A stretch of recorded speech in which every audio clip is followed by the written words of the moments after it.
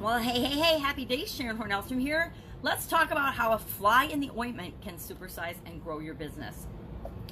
Fly in the ointment, this is a very old expression. For thousands of years, people have been using this expression to describe a little thing or a tiny thing that spoils an otherwise pleasant situation, that can just ruin an event, and it can ruin a thing, an actual thing.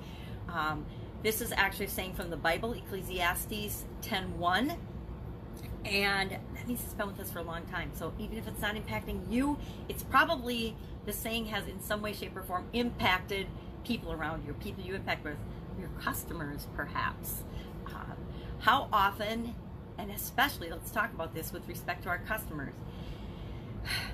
If we are in any way, shape, or form not meeting our customers' needs, if we're not answering their questions, if we are complicating the process or the experience and the interactions of any of the communications or the dealings they have with us, to them, that is a huge fly in the ointment. Any one of those things can be a reason for them to cut off the relationship and not do business with us, or choose one of our competitors. One of the quickest, easiest ways to get a competitive advantage over the competition or people that are in a similar business as you is to figure out what are the unmet needs or desires of the people you want to serve that the competitors are not meeting, not fulfilling. You can become the fly in the ointment for the competitors, and by solving the things that they're not solving for your ideal customers, the people that you're here to serve, you can win a competitive advantage. That can be your unique selling proposition or whatever you want to call it. It's just a way to give people what they want, and the more we give people what they want, the more they want to do business with us. The more seamless we make that experience,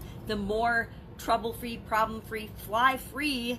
If we can make it a fly-free zone, if we can actually do it for them, if we can give them what they want, it's all about what they want. If they have one unmet want, it's not do they have an unmet need, do they have an unmet want in their mind that will trigger them to say no and to not do business with us. Fly in the ointment, it's such an easy thing to relate to, because who among us has not been at a picnic or somewhere where we've gone to take a drink of our beverage and in it is a fly?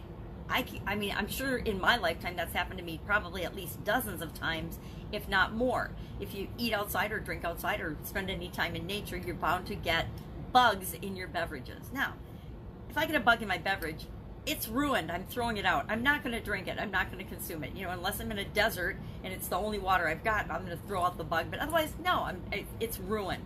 But do we have to let every little challenge, every little glitch, every little problem spoil the entire experience? Have you ever been on a picnic and there were bugs or, you know, flies flying around the food, or ants? Have you ever been to a restaurant where it's seemingly clean, sanitary, gorgeous restaurant, you've been there a lot, and all of a sudden you're getting your food and the one fly in the entire restaurant is buzzing around your plate, your meal?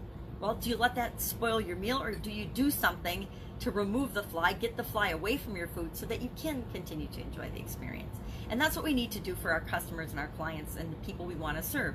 We have to make sure that we are getting rid of any annoyances, any friction in their experiences and their communications with us, any little things that would cause them to say, no, I'm not going to do business with you, any reason to not trust us or believe what we're providing for them is in their best interest. Any reason to believe that the value that we're providing isn't worth what we're saying it is. That's why it's so important to under-promise and over-deliver in everything that you do. And not every business owner has that philosophy. I learned in corporate America by working for companies, sales organizations often don't have that philosophy. They promise everything and then leave it to other people to deliver the impossible. And because of that experience, under-promising and over-delivering is ingrained in my being. I make sure that I always do that. And that's how we come up with the things that we believe in, our core beliefs and our core values, and how we treat other people is based on the experience that we've personally had. And a fly in the ointment is one of those things that we don't like. We don't look for challenges. We don't look for problems, but they're going to come up. No matter what, you're going to have challenges, and it's how you address them, how you choose to deal with them, that is going to determine the actual overall outcome of your business and of your life, and how happy you are with your life. If you're a person that lets every little thing just tip you over and cause you to blow your stack, it's a lot longer road to success than if you are somebody that realizes, hey, there's going to be problems, there's going to be glitches, there's going to be challenges, and plan for those ahead of time. Hey, this is what we're going to do if XYZ happens. And it doesn't have to be a big complicated way of planning. Just in your mind, at least have a contingency plan. Well, guess what? If my vendor commits suicide, and this actually happened to me, what would I do? Well, I have these 3 vendors in the background, so if anything ever happened to one of my vendors, this is what I would do. Now, did I have that huge contingency plan before that event happened? No, it was a small business. I didn't. And so that taught me that the unimaginable can always happen, so what are you going to do if it does? Right? It's always up to you as the leader of the organization to determine how you're going to respond, because how you respond and react trains everyone else what to expect from you and how they should also respond and react to any different situation that happens. I don't know about you, but I don't recall ever being on any big project or even attending any event, including my wedding, that absolutely everything went as planned and was perfect. I don't know that perfect exists except in our imagination.